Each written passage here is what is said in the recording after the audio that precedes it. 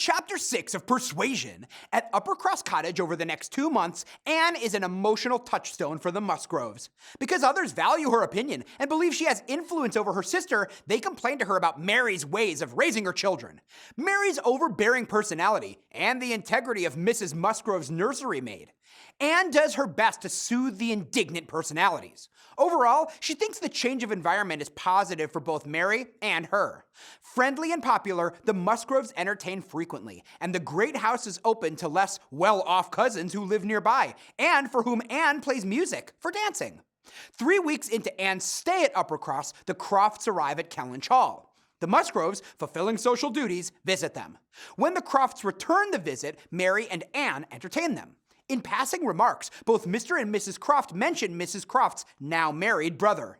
Anne is momentarily devastated until she learns it is Mrs. Croft's other brother, not Frederick, who is married. Phew!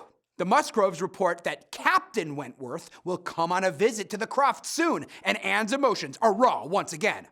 Mrs. Musgrove remembers that her deceased son Richard served on a ship under a Captain Wentworth, and she's simultaneously excited and sad to realize that it's likely the same man.